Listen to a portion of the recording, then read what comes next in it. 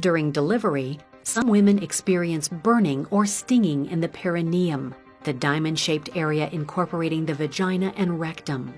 This feeling, referred to as the ring of fire, occurs as the vaginal opening is stretched during crowning when the baby's head emerges from the vagina. This burning or stinging is brief. The perineum then becomes numb as vaginal tissue stretches and nerves in the area are blocked.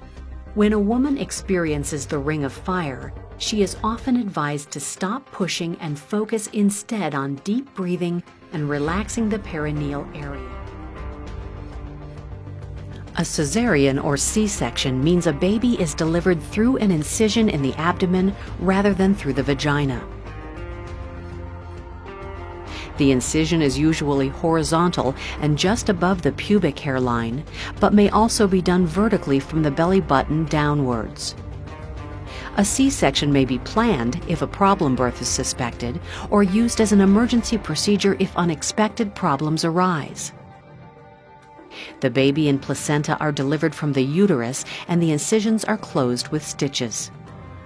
As with all major surgeries, there are risks with this procedure. During childbirth, an incision may be made in the perineum, the diamond-shaped area that includes the vagina and rectum. This incision, called an episiotomy, used to be routine for vaginal delivery, particularly a first delivery. The incision was thought to reduce potential damage from a natural tear while making repair easier and speeding delivery. An episiotomy is no longer a routine part of childbirth in the United States and is usually done on a case-by-case basis. Before birth, the baby grows and develops in the uterus or womb. The birthing process begins with regular contractions of the uterus and dilation or opening of the cervix, the narrow opening where the uterus joins the vagina.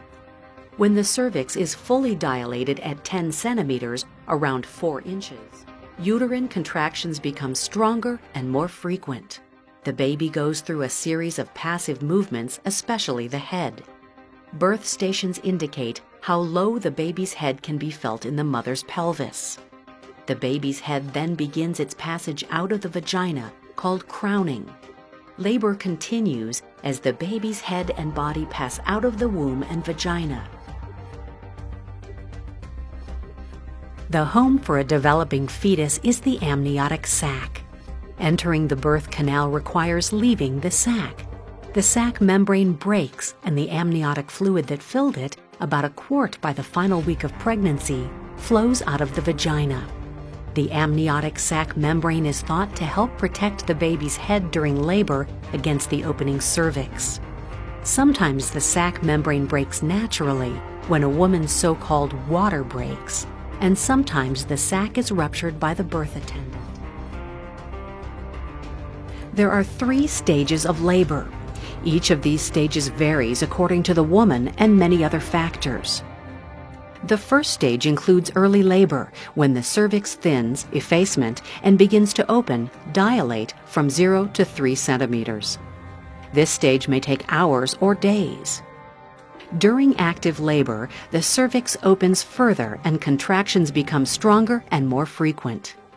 Transition follows with the cervix becoming fully dilated to 10 centimeters, and the second stage of labor begins.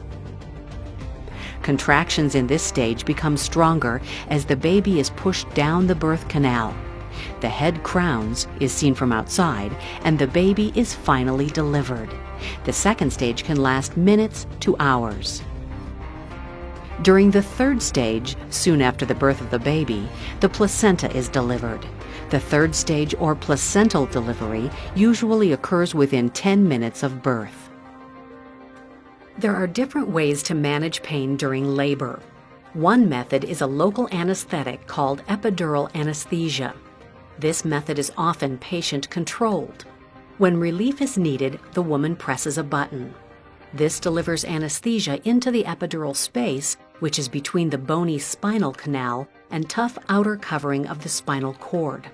Sometimes the woman can also move around, a so-called walking epidural. Another option, called a spinal epidural, delivers a spinal block and epidural in a single injection. This option can be used far along in labor. Shoulder dystocia is a rare and serious complication of childbirth. After the baby's head has been delivered, one or both shoulders are stuck and cannot be delivered. Dystocia increases the risk of complications for both the mother and the baby.